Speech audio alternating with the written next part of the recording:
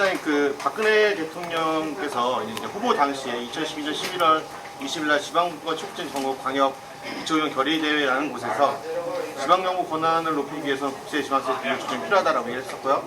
정확히 이제 지방소득세를 높이는데 지방세 비중을 지속적으로 높이겠다라고 기초 광역 의원들한테 약속을 했습니다. 근데 이제 지금 2012년 11월이면 한 4년 좀 안 지났는데 지금 현재 중앙정부가 어떤 전략 개편안을 추진하는 것에 대해서 어떻게 좀 받아들이고 계신지 설명을 좀 부탁드리겠습니다. 이게 그 추진하는 그 행정의 목적이라는 게 있을 텐데요. 예산을 형편이 안 좋은 지군에 좀 줘서 그 형편을 좀 회복할 수 있게끔 만들자라는 게 이게 행정의 목적인 것 같습니다. 그 목적이 이루어진다 그러면 그게 좋은 정책일 수도 있겠지만 지금 이런 방식으로는 지금 기자님께서 말씀 주셨듯이 교부금을 인상한다거나 나머지 부분들을 자립도를 높여주는 정책으로 추진하지 않고 불과 6개 시에 8,800억을 걷어서 나머지 시에 몇십억씩 많게는 100억씩 이렇게 나눠줘서 그런 재정 문제가 해결되냐? 결코 그렇지 않을 거라는 거죠. 말씀을 올리면 국가가 지방자치제도를 채택하고 있고 이 지방자치제도가 더 발전될 수 있게 도와줘야 하는 것이 국가의 정책의 제1순위가 돼야 되는데도 불구하고 자립도를 다 없애는 쪽으로 정책이 만들어지면 하향평준화의 개념보다는 자립할 수 없는 모든 226개 지자체가 교부금으로 행정을 할 수밖에 없는 어떤 독창적인 지역계 사업도 아무것도 할 수 없는 그런 행정을 한다는 것은 행정 자체를 포기한 것이라고 저는 판단을 하고 지금이라도 이런 부분들은 다시 한번 재고하셔가지고 공약을 해주셨듯이 지방이 자립할 수 있는 지방세 비율을 높여주는 방향으로 정책을 다시 만들어줬으면 하는 강력한 건의를 올립니다. 취지가 어떻게 됐든 중앙정부에서도 어떤 지방의 불균형을 해소하기 위해서 좀 불가피하게 추진한다라고 밝히고 있는데요. 근데 그런 굳이 지방세 소비세율을 조정하는 것이 아니라 공무회에서 거칠 수 있는 그 부분 관련해서 손을 대는 이유는 어떤 이유 때문이라고 보시나요? 일부 정치적인 이유도 있어 보이기도 하고요. 또 실제 사업에 말씀 올렸듯이 효과가 있냐? 사업에 효과가 없는 부분들을 강요한다는 것은 전 정치적인 해석이 따로 있을 수밖에 없다라는 판단을 하고 있고요.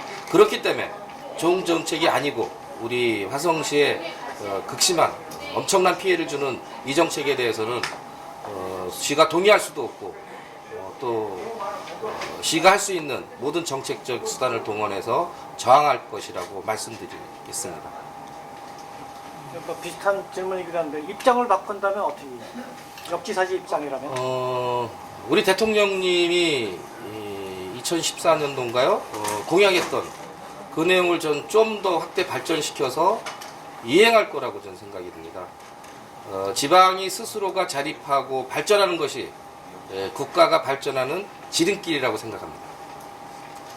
그런데 이제 지방 정부의 예산을 중앙 정부가 임의로 조정하는 것에 대해서 그래서 좀 우려가 되는 점이 있다면 어떤 점이 우려가 되시는지 말씀드립니다. 개인적으로 보면요, 그 절대 안 되는 일이 일어나고 있는 거라고 생각을 합니다. 왜 그러냐면 그 가정적으로 보면 가정에서 열심히 일하고 또 뭔가 그런 일을 열심히 하는 사람들이 좀 많아야 그 자립도가 이렇게 높아지는데 그런 부분들을 일을 하지 말고 그냥 먹고 놀으려는 거나 마찬가지거든요. 그래서 이제는 앞으로 그런 것보다는 정말 열심히 일을 할 수 있는 좋은 계기를 좀 만들어 주셨으면 좋겠다 이런 생각이 듭니다.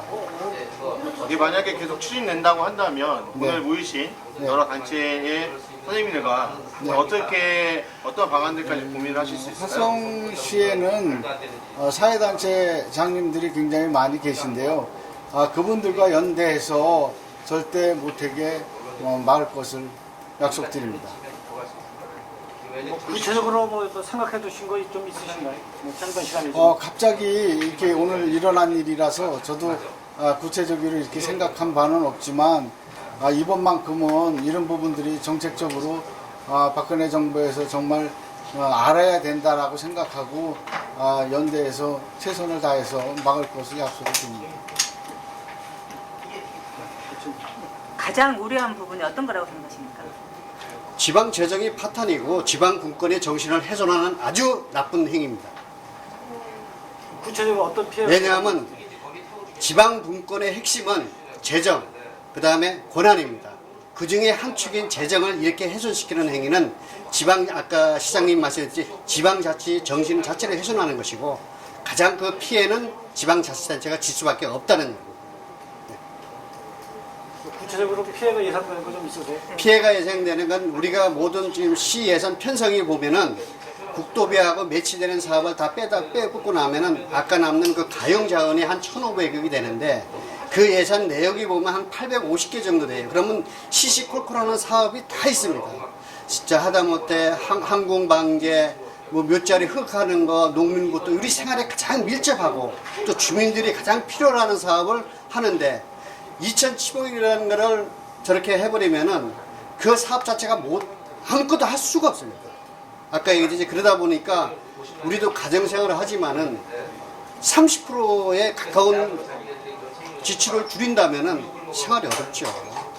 그래서 아까 내가 비유를 했습니다만은 중앙정부는 부모 같은 정치를 해야지 시집간 아들, 딸한테는 생활비 갖고 와라. 이렇게 하는 정치를 하면 안 된다는 얘기죠. 그걸 강조했던 겁니다.